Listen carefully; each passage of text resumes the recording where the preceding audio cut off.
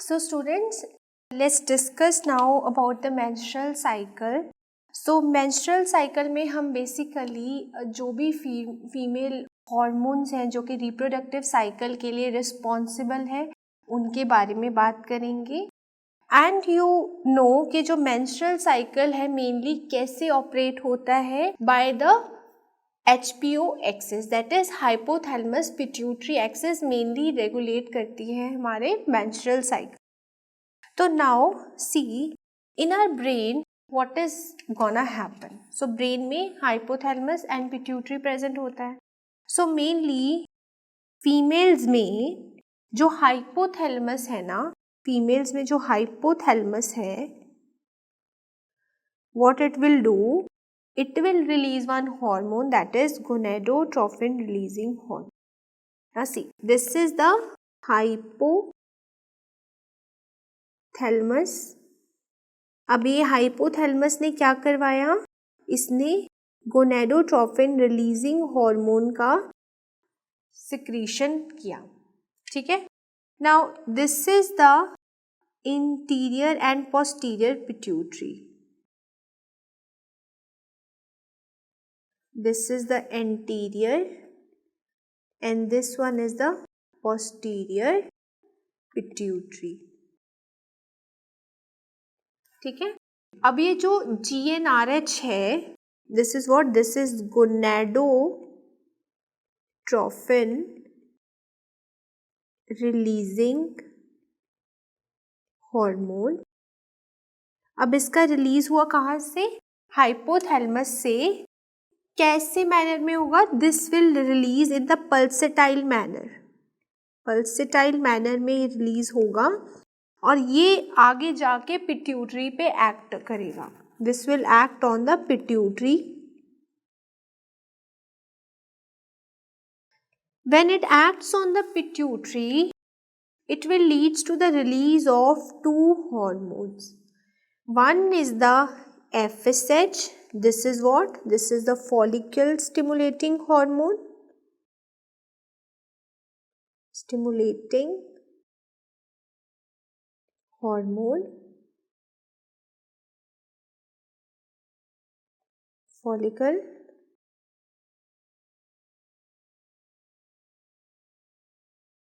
और ये जो दूसरा हार्मोन है इसको हम बोलते हैं LH. This is the luteinizing hormone.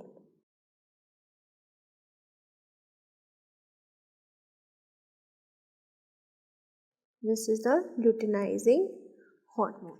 ठीक है. Now ये जो मैंने अभी बताया यहाँ तक, ये जो सारे स्टेप हैं, this is also happening in males as well. Same steps are happening in males. So write it here. Same are happening in males also. Okay. Now next, यहाँ पे हमने बोला GnRH. मैं ब्लू में दिखा रही हूँ. This is GnRH. अब ये GnRH आया पिट्यूटरी में. This stimulated the growth of the this stimulated the release of LH and FSH from the pituitary. Now this FSH and LH go where? They will go to the ovaries. Now see, this is the uterus.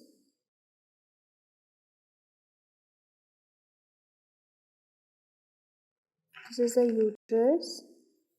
Here is the ovaries.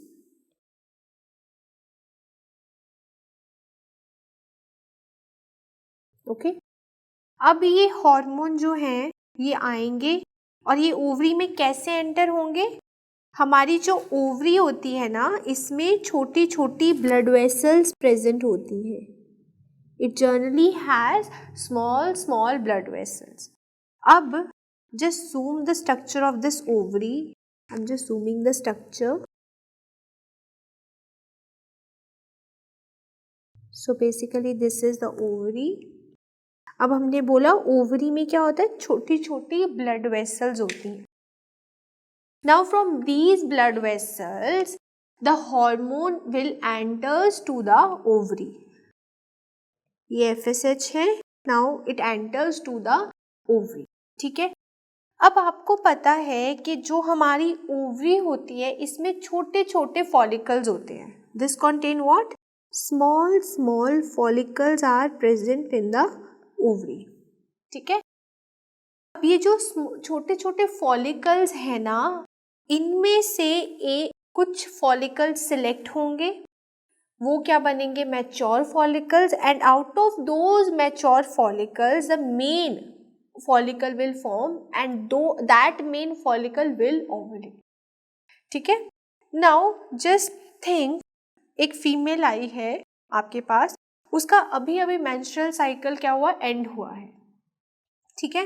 now अभी अगर उसका menstrual cycle and हुआ है तो अगर आप उसकी ovaries देखोगी तो सेम छोटे छोटे फॉलिकल्स होंगे।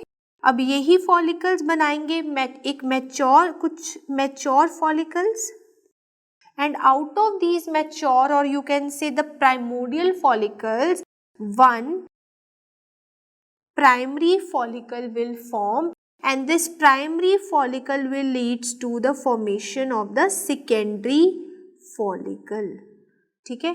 ये प्राइमरी फॉलिकल आगे बनाएगा सेकेंडरी फॉलिकल, ठीक है।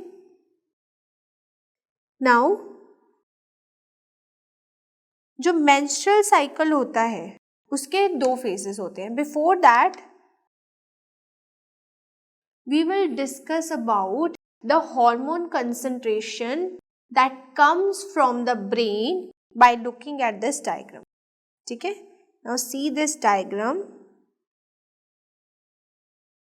This will show the hormone concentration that is coming from the brain, और हमने इसको दो एक्सेस में डिवाइड किया, one is X axis and other is a Y access.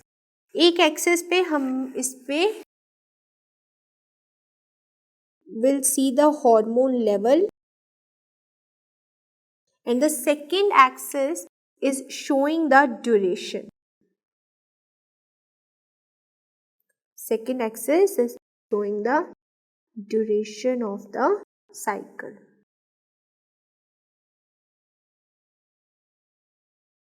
तो एवरेज ड्यूरेशन कितनी होती है हमारे साइकिल की, that is near about 28 days। Now simultaneously will discuss what are the events occurring in the ovary,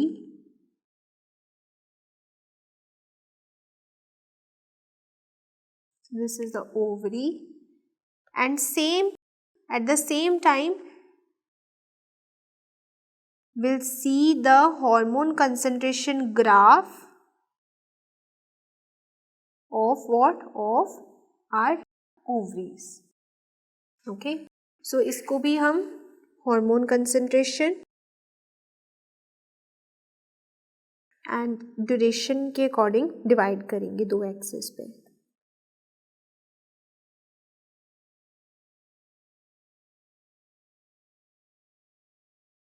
okay, got it। so this is a basic thing। now we have said that the menstrual cycle is having two phase, menstrual cycle is having two phase। so what are those phase? now जो first phase होता है, this is basically जो first 14 days है ना, this is the first phase। so first 14th day is the first phase and जो last 14 days है वो क्या है, second phase। so इसको हम क्या नाम देते हैं, फर्स्ट फेज को we called it as follicular, or you can call it as proliferative, or you can call it as estrogenic phase।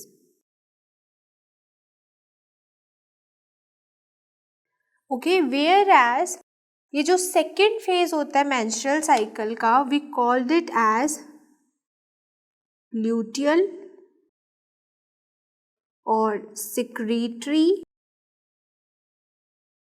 और प्रोजेस्ट्रोजेनिक phase.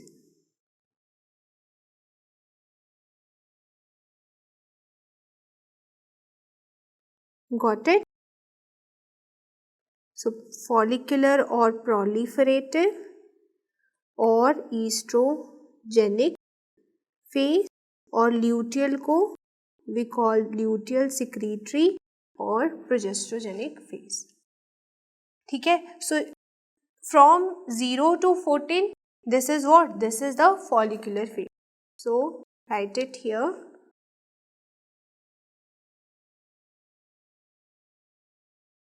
This is your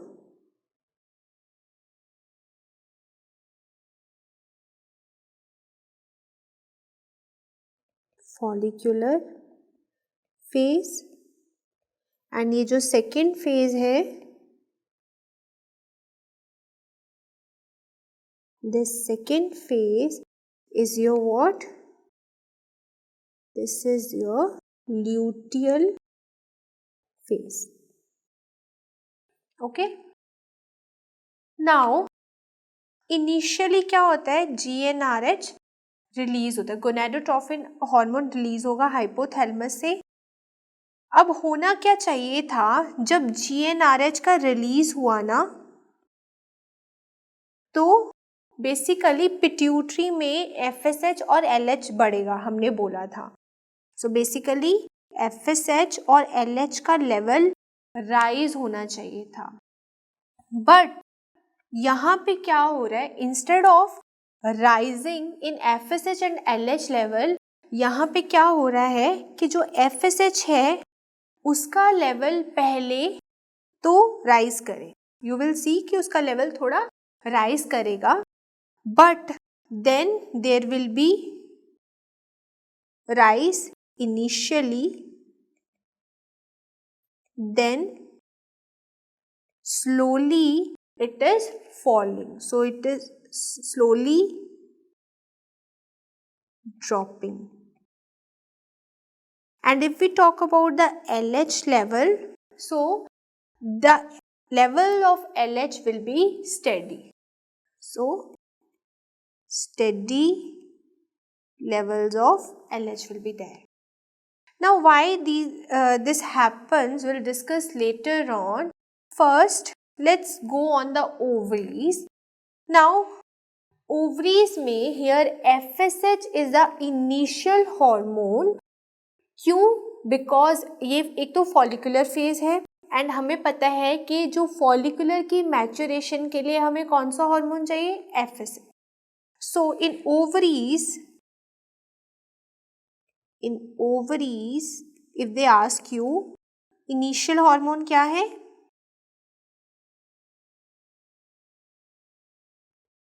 is FSH. ठीक है, अब क्या होगा, ये FSH एंटर किया था ओवरी में, इसने क्या कराया, छोटे छोटे फॉलिकल्स हैं, so this is the blood vessels, this is the FSH. ठीक है, और यहाँ पे क्या छोटे छोटे फॉलिकल्स प्रेजेंट थे. ठीक है, अब FSH जब आया, FSH ने क्या किया, FSH acted on these follicles and इस FSH ने आगे चल के इन फॉलिकल्स को कुछ मैच्योर फॉलिकल्स बना दिए. अब ये मैच्योर फॉलिकल्स क्या फॉर्म करेंगे आगे चल के, secondary follicles. So the smalls are actually the primordial follicles. This is the primary follicle and this further form the secondary follicle. Okay, जब FSH और LH ये सब कर रहे थे, when they are forming primary and secondary follicle, at the same time क्या एक और हार्मोन प्रोड्यूस हो रहा था, और वो हार्मोन क्या था, that is estrogen. So estrogen produce हुआ. मेनली ये जो ईस्ट्रोजन है कहाँ से प्रोड्यूस होगा, जनरली ये ओवेरियन ग्रैनुलोसा सेल्स होते हैं, from there estrogen is produced from ovarian granulosa cells. अब ये जो ओवेरियन ग्रैनुलोसा सेल है ना, ये एक और हार्मोन भी रिलीज करते हैं, that is inhibin B. They will also release inhibin B. ठीक है. नाउ जो फर्स्ट 10 डेज होते हैं मेंस्ट्रुअल साइकिल के, उसमें क्या होगा, ये जो ईस्ट्रोजन होगा ना, this will have negative effect on pituitary. So first 10 days of menstrual cycle, estrogen will have negative feedback on pituitary. और अगर ईस्ट्रोजन पिट्यूटरी को नेगेटिव फीडबैक दे रहा है तो क्या होगा, the level of LH and FSH will decrease. So यहाँ पे कम LH और कम ही FSH रिलीज होगा. पर मे बी आप लोग, कुछ लोगों के मन में ये डाउट आ रहा हो कि जनरली ईस्ट्रोजन तो LH का लेवल बढ़ाता है. Now this when there is a negative feedback on pituitary, LH और FSH कम होगा. Or you can say one more thing कि LH क्यों कम होगा. सी, जब ईस्ट्रोजन कम क्वांटिटी में रिलीज होगा ना, तो this will have negative feedback to LH. So less quantity में अगर ईस्ट्रोजन प्रोड्यूस हो रहा है, if less estrogen is produced, then this will have negative feedback for LH. ठीक है. बट अगर ईस्ट्रोजन ज़्यादा अमाउंट में प्रोड्यूस होगा, then only it will have the positive feedback on LH. Okay. Now this is the reason why you got this steady pattern on the graph. Now let me draw this graph. We said GnRH पहले increase होगा, at the same time we said FSH का level पहले बढ़ेगा then कम होगा, और LH का level क्या था, steady लेवल था. This is LH, FSH and gonadotropin releasing hormone. Okay. Now you got the reason why LH का लेवल क्यों steady है और FSH क्यों decrease हो रहा है, because of the estrogen that was released from the ovaries. ठीक है. Now FSH जो है वो इसीलिए कम हुआ because जो ईस्ट्रोजन है ना, उसका नेगेटिव फीडबैक होता है किस पे, FSH पे. ठीक है. सो अगर ईस्ट्रोजन ज़्यादा है तो FSH क्या होगा, कम होगा. बट अगर ईस्ट्रोजन कम है तो FSH क्या होगा, ज़्यादा होगा. Just remember this. नाउ जो ईस्ट्रोजन होता है ना, this estrogen, this is a very important hormone for the female. This is what, important hormone for female. Now why it is important, why estrogen is an important hormone. See, first what this estrogen will do, this will stimulate the bone and muscle gain in female. So this will stimulate bone and muscle gain, ठीक है, in female. Second function of this estrogen is what? Second function of this estrogen hormone is this will stimulate the endometrial growth. This will stimulate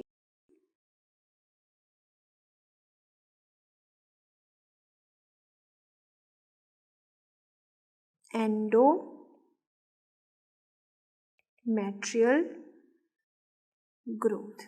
Now the third thing this estrogen hormone will do is this will maintain female secondary sexual characters. Third, it will maintain secondary sexual characters. Now what are the secondary sexual character? Like growth of the breast, widening of the hips, or you can say the pubic hair growth and the underarm hair growth, that all are happening because of the estrogen. ठीक है? Now after 10 days, after the 10th day, what will happen? ये जो oestrogen level है ना, this will continue to rise. क्यों अब rise होंगे? जैसे जैसे फॉलिकल्स मैच्योर होते जाएंगे तो ईस्ट्रोजन का लेवल क्या होगा? बढ़ता जाएगा. सो right after 10 days estrogen level rises as the follicle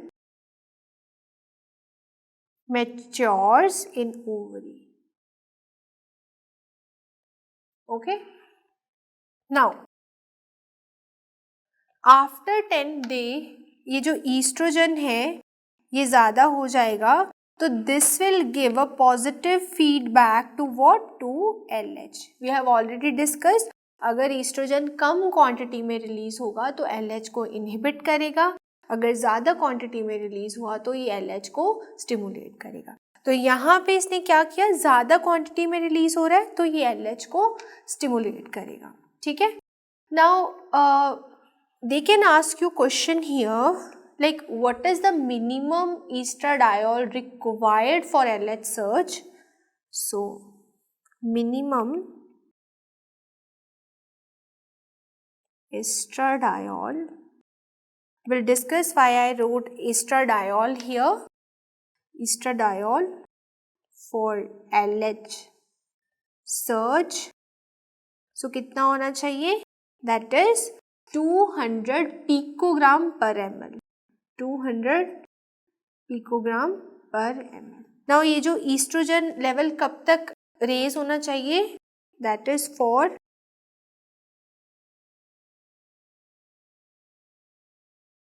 sustain for how many hours?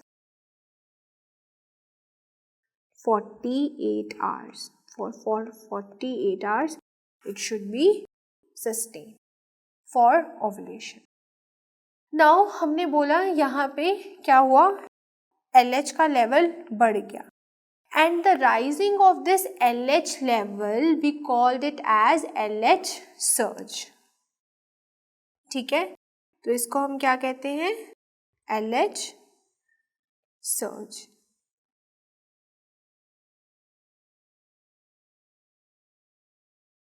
ठीक है. तो they can ask you, this LH surge is the main thing that causes the ovulation. So this is the main thing that causes ovulation.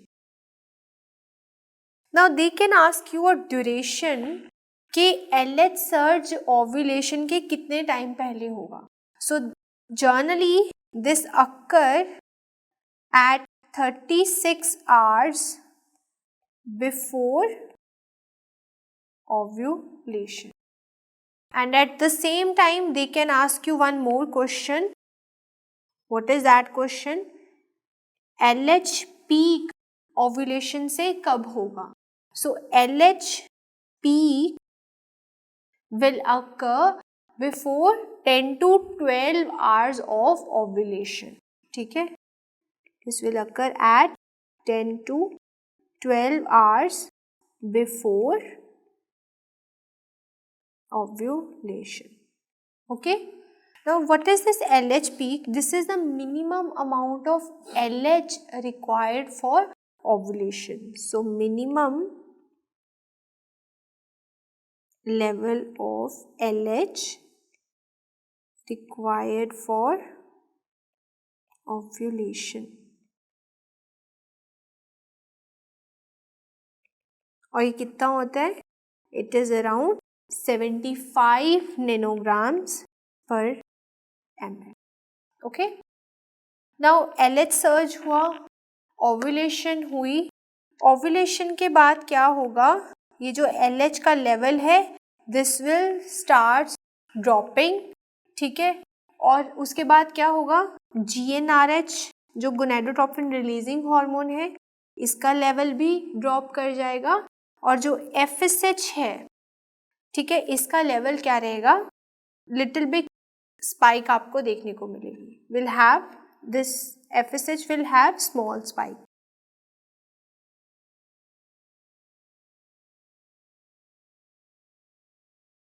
ठीक है. Now will see how the graph of this will look. जब ovulation होनी थी तो this LH start rising, ठीक है, और ये जो FSH था इसके लेवल को क्या होगा? इसका लेवल विल डिक्रीज, क्योंकि जैसे जैसे यहाँ पे ईस्ट्रोजन बढ़ रहा था, as the estrogen is increasing, तो क्या हो रहा था? FSH कम हो रहा था और LH भी कम हो रहा था. ठीक है. सो यहाँ पे LH तो स्टेडी है, अब FSH कम हुआ, ठीक है, और ये जो गोनेडोट्रोपिन रिलीजिंग हार्मोन है इसका लेवल तो क्या था? बढ़ रहा था. एंड आफ्टर ओव्यूलेशन हमने बोला क्या होगा? GnRH जो है गोनेडोट्रोपिन रिलीजिंग हार्मोन, इसका लेवल कम हो जाएगा, LH भी डिक्रीज हो जाएगा, there will be decrease in LH level also, and FSH क्या होगा? छोटी सी spike will be there in the FSH. ठीक है. नाउ सेम ओवरीज में क्या हो रहा है? पहले ईस्ट्रोजन बढ़ेगा, ठीक है, और ईस्ट्रोजन का high level will lead to LH, you know this, and afterwards this estrogen ovulation के बाद दिस विल स्टार्ट डिक्लाइनिंग. ठीक है. और अगर हम प्रोजेस्टेरॉन की बात करें फॉलिकुलर फेज में, तो दैट वाज स्टेडी लेवल था उसका, and the level of inhibin was also steady in the follicular phase. Now let's discuss. अब ओव्यूलेशन हो गई इस फीमेल में. ओव्यूलेशन के बाद हमने बोला LH कम हो गया, गोनेडोट्रोपिन रिलीजिंग हार्मोन कम हो गया, FSH में थोड़ी सी छोटी सी स्पाइक थी. नाउ जैसे ही ओवरी ने एग रिलीज किया, हियर ये जो फॉलिकल था इसने क्या किया? इसने अपना जो एग था उसको रिलीज कर दिया. Now this will form what? This will form the corpus luteum. Now corpus luteum will form. This is what? ये फॉलिकल है विदाउट एग, और आगे चल के इसने क्या बनाया? Corpus luteum. This will form the corpus luteum. अब कॉर्पस ल्यूटियम बेसिकली क्या करेगा? जो कॉर्पस ल्यूटियम बना, आपको पता है जनरली कॉर्पस ल्यूटियम का क्या फंक्शन है? ये कुछ हॉर्मोन्स का रिलीज कराएगा. ठीक है. This will release 3 hormones. 3 hormones कौन कौन से हैं? One will be the estrogen, other will be the progesterone, so third one is the inhibin. ये हॉर्मोन्स हैं जो रिलीज होंगे कॉर्पस ल्यूटियम में इन case of non pregnant female. Non pregnant female में 3 हार्मोन रिलीज कराएगा. बट अगर हम बात करें प्रेग्नेंट फीमेल की, in case of pregnant female, तो जो कॉर्पस ल्यूटियम है this will release secrete 4 hormones. कौन कौन से? First is estrogen, second is progesterone, third one was inhibin. Now fourth one is relaxin. So ये जो relaxin है ना, इसका रिलीज सिर्फ और सिर्फ प्रेगनेंसी में होगा by the corpus luteum. Now we said menstrual cycle का first phase जो था ovulation के पहले पहले we called it as a follicular. Now I hope you have understood कि हमने उसको फॉलिकुलर फेज क्यों बोला, बिकॉज उसमें हम जो भी कर रहे थे for the follicle we are doing. And second phase को हमने ल्यूटियल क्यों बोला, बिकॉज सेकेंड फेज में ये कॉर्पस ल्यूटियम बना. ठीक है, so I hope this name are clear to you. Now अब ये जो प्रोजेस्ट्रॉन बना, मेनली जो कॉर्पस ल्यूटियम होता है ना, इसका मेन जो हार्मोन होता है that is progesterone. This is the main hormone secreted from the corpus luteum. अब ये जो प्रोजेस्ट्रॉन है ना, अब हम इसके फंक्शंस के बारे में बात करेंगे. नाउ सी, ये जो इनहिबिन रिलीज किया था ना कॉर्पस ल्यूटियम में, इसका क्या फंक्शन है? ये इनहिबिन नेगेटिव फीडबैक देगा किसको? FSH. This will give negative feedback to the FSH. Now let's discuss about the action of the progesterone, which is the main hormone secreted from the corpus luteum. So action of progesterone. Now the first action or first function of progesterone is what? That is, it supports the endometrium, or you can say it stabilizes the endometrial bed. It stabilizes endometrium. ठीक है, that's why जो pregnancy है it continues. Okay, now the second action of this progesterone is it is having the secretory function. Basically ये जो progesterone है ये glycogen lipids का secretion करवाता है जो कि लिक्विड फॉर्म में एक वैक्यूल्स में स्टोर होते हैं. So this will secrete glycogen and lipids. Okay, so this is having the secretory function. Now they can ask you what is the earliest histological feature of secretory endometrium. If we talk about the secretory endometrium,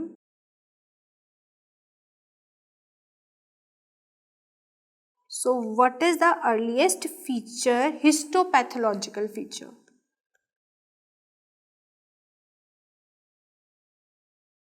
Histopathological feature of secretory endometrium.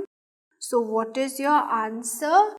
So vacuolization of the endometrium is the first earliest feature. So vacuolization is the first feature. Now after day 22 of regular menstrual cycle, these endometrial glands become what? Corkscrew shaped. These become tortuous and we called them as what? Corkscrew or sawtooth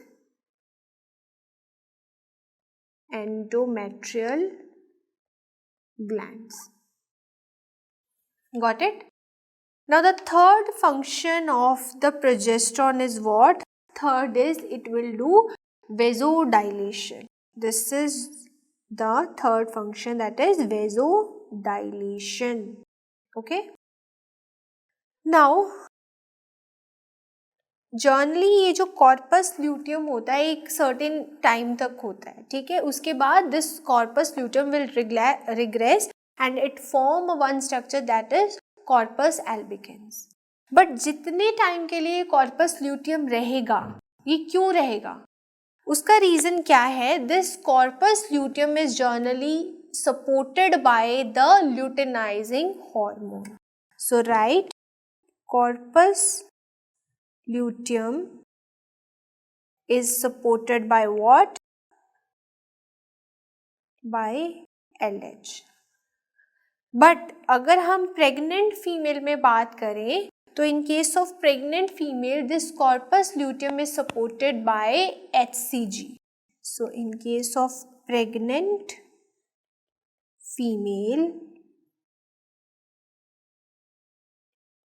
corpus luteum is supported by what? By HCG. Okay. Now they can ask you a question कि corpus luteum की maximum activity कब होती है? So maximum activity of corpus luteum, that is 8th day post ovulation.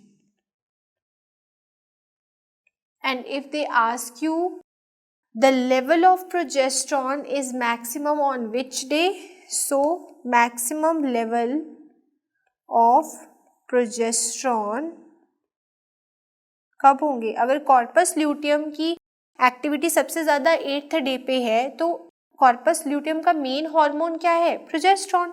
तो progesterone का maximum level कब होगा? That is 8th day post ovulation. Okay. और वो कितना होगा? What is the level? That will be more than 3 nanogram पर ml. Okay. Now this increased level of progesterone now starts giving the negative feedback to LH. This will give negative feedback to LH and after that जब LH को negative feedback देना शुरू कर दिया progesterone ने तो क्या होगा? LH क्या कर रहा था? कॉर्पस ल्यूटियम को सपोर्ट कर रहा था. अब LH कम हो गया तो कॉर्पस ल्यूटियम क्या हो जाएगा? Degenerate. So corpus luteum will degenerate. Degenerates. और अगर कॉर्पस ल्यूटियम डीजनरेट किया तो क्या होगा? ईस्ट्रोजन, प्रोजेस्टेरॉन और इनहिबिन, मेनली कौन सा था? इनहिबिन ए, इन सब का level will decrease. Their level will decrease. Now अभी क्या क्या चीज़ें होंगी जब प्रोजेस्टेरॉन का लेवल कम होगा? तो क्या क्या चीज़ें होंगी? So let's discuss about the events due to decrease progesterone levels. So जो फर्स्ट थिंग होगी दैट इज, पहले प्रोजेस्टेरॉन क्या कर रहा था? एंडोमेट्रियम को होल्ड कर रहा था.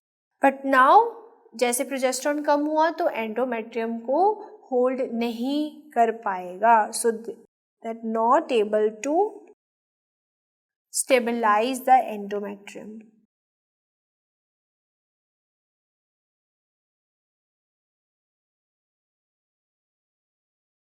Second, progesterone क्या कर रहा था? Progesterone is doing vasodilation, but अब progesterone का लेवल कम हो गया है तो there will be vasoconstriction. Third event जो होगा that is there will be release of one enzyme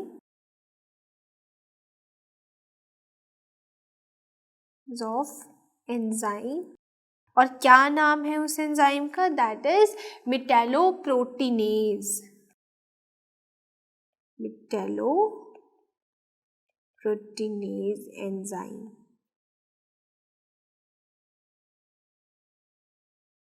okay, अब ये जो मेटालोप्रोटीनेज एंजाइम है ना, ये क्या करता है? This is mainly responsible for the ischaemic necrosis of endometrium.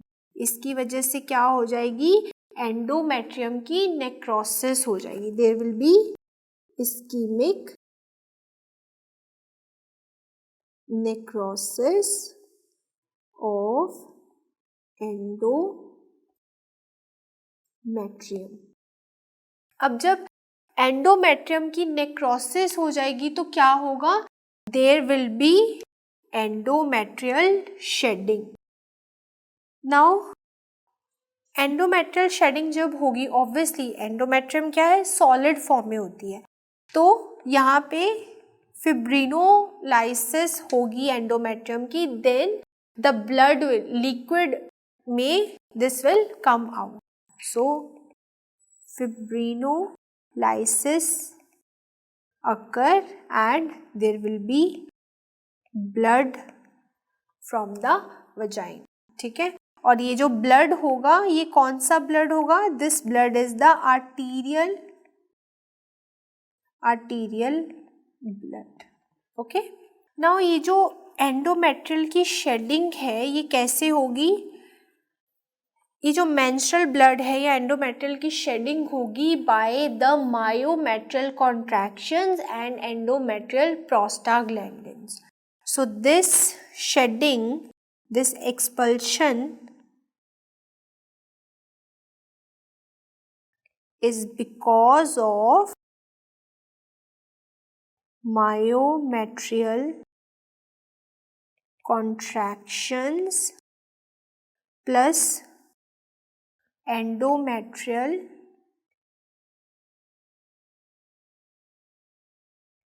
prostaglandins। और मेनली कौन सा प्रोस्टाग्लैंडिन्स होता है? This is PGF2 alpha। So this is mainly responsible for the expulsion of the endometrium। ठीक है, now what are the events that gonna happen when there will be decrease in estrogen and inhibin A level? So decrease of estrogen and inhibin A level will leads to what? Increase of FSH। हमने क्या बोला था? अगर inhibin A ज़्यादा है या फिर oestrogen ज़्यादा है तो वो नेगेटिव फीडबैक देते हैं एफएसएच को। अब जैसे ही कॉर्पस ल्यूटियम रिग्रेस हुआ तो ईस्ट्रोजन भी कम हुआ, इनहिबिन ए भी कम हुआ, प्रोजेस्टेरॉन भी कम हुआ। एंड वी हैव डिस्कस्ड कि प्रोजेस्टेरॉन जब कम होगा तो क्या क्या इवेंट्स होंगे।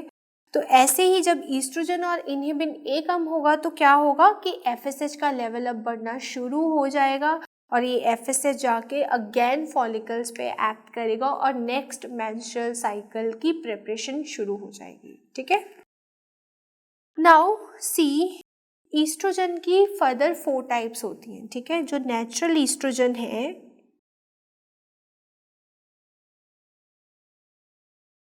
कितनी टाइप के होते हैं? 4 टाइप्स के होते हैं। ठीक है, E1, E2, E3, E4।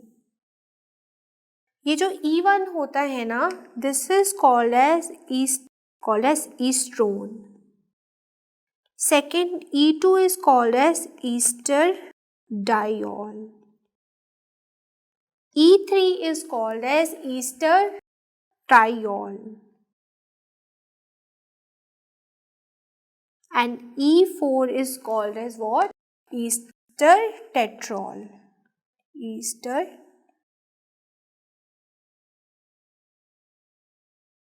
Estertetrol. Okay? अब ये जो ईस्ट्रोन है ना, this hormone, this estrogen is formed by the aromatization of androgens. So this is formed by aromatisation, ठीक है।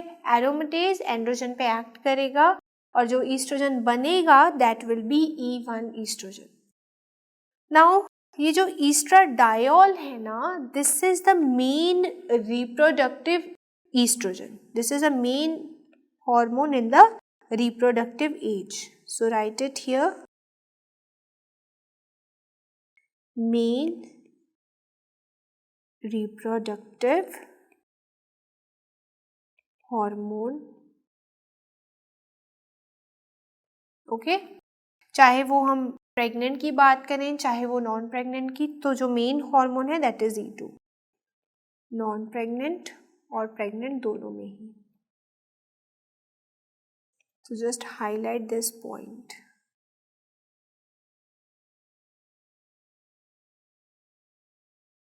ओके और ये जो ईस्ट्राटायोल और ईस्ट्राटेट्रोल है ना, these are the main hormone of pregnancy. So this is estradiol.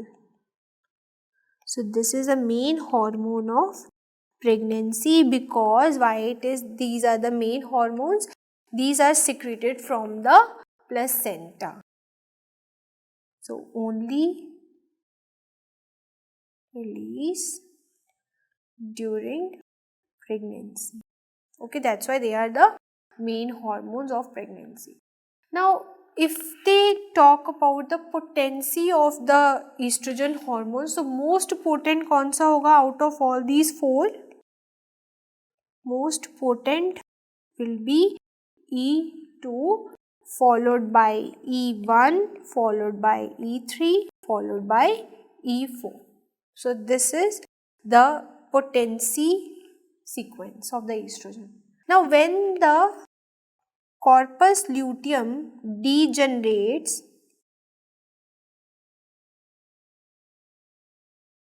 what it has formed, that is corpus albicans. ये जो कॉर्पस एल्बिकेंस है ना, ये कैसा कलर का होता है? वाइट कलर का, तभी इसको नाम हम एल्बिकन्स दिया है हमने यहाँ पे, white.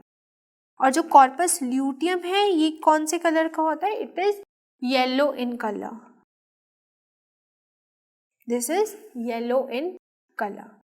Now when there is a ovulation, तो generally female comes to your clinic in her mid, so when there is a ovulation, for example एक फीमेल आई आपके पास with a complaint of pain और उसका ये mid of the cycle था, ठीक है। mid of the cycle में एक फीमेल आती है with the pain, तो उस पेन को हम क्या नाम देते हैं? we called it as a Mittel-Schmerz pain, we called it as a Mittel-Schmerz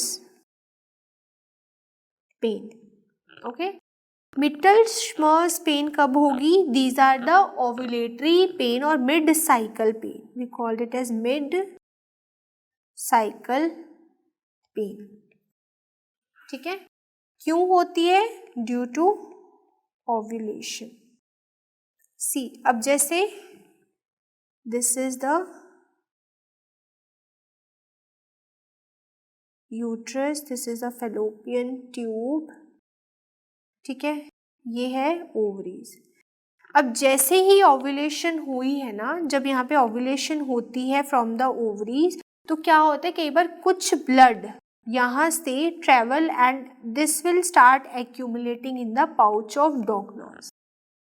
Now when there is a irritation of pouch of Douglas by this blood, this will cause this Mittel-Schmerz pain, ठीक है।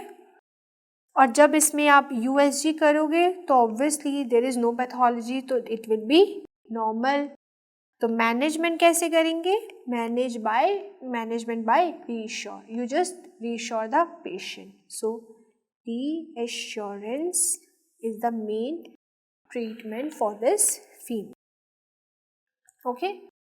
Now next there is mittel blood, there is one more term that is mittel blood, mittal blood, ये क्या है?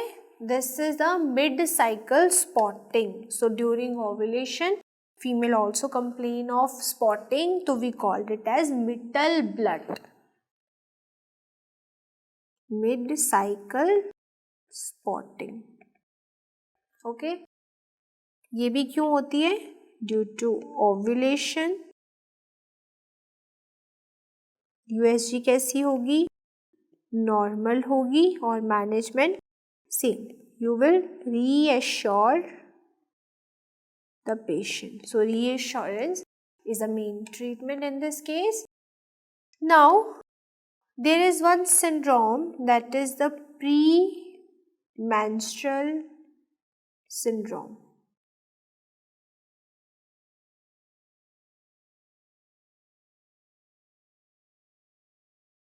Premenstrual syndrome क्या होता है generally? So this is basically a set of symptoms that a female gonna experience before the menstrual cycle starts. So usually इसके symptoms कब आने शुरू होंगे? तो approximately 5 to 6 days before a female comes to your clinic. With what symptoms? With the symptoms of nervousness, anxiety, palpitations, bloating sensation, irritability. So all these symptoms are of premenstrual syndrome. Nervousness, mood swings, anxiety, palpitations, bloating sensation. These are the all symptoms. Even breast engorgement is also there.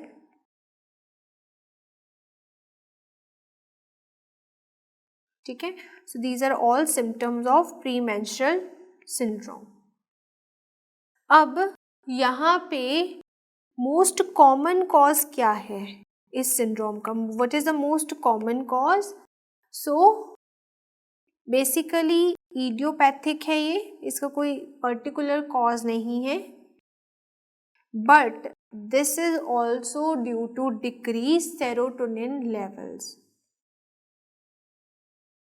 Because of decreased serotonin levels, female patient experiencing all these symptoms.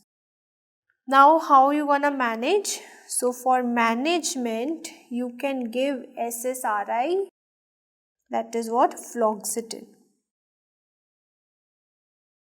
Fluoxetine you can give to this female. Now how you gonna calculate day of ovulation in a female?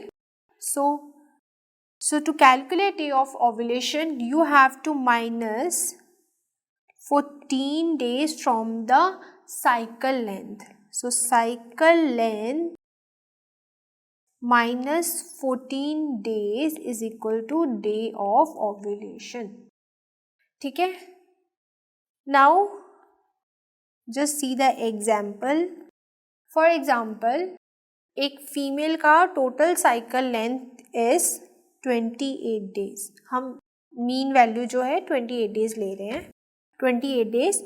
तो if you minus 28 में से 14, तो what you will get? 14. So the 14th day is the day of ovulation in this female. Now अगर किसी female का cycle length 40 days का है, तो कौन से day पे ovulation होगी?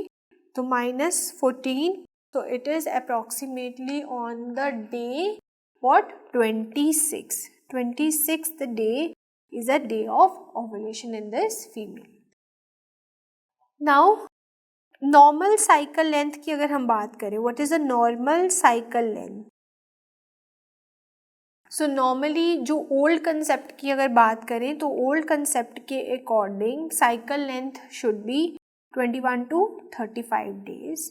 But nowadays, according to the new concept, we consider 24 to 38 days is the normal cycle length. और अगर हम mean ले ले तो it is around 28 days. ठीक है? Now what is the duration of blood flow? कितने दिन तक किसी फीमेल में ब्लड फ्लो नॉर्मल है, duration of blood flow normal कितना है, that is 2 to 7 days of bleeding is normal in menses. अगर हम मीन वैल्यू की बात करें तो mean is 4 to 6 days is considered as normal. Now what amount of blood is normal? Amount of blood flow, that is 5 to 80 ml. So 5 to 80 ml of blood loss in a single episode of menstruation is normal. And what is the mean? Mean is around 30 to 35 ml. Okay. So guys, this is all about the menstrual cycle. I hope you guys like this video. So thanks for watching.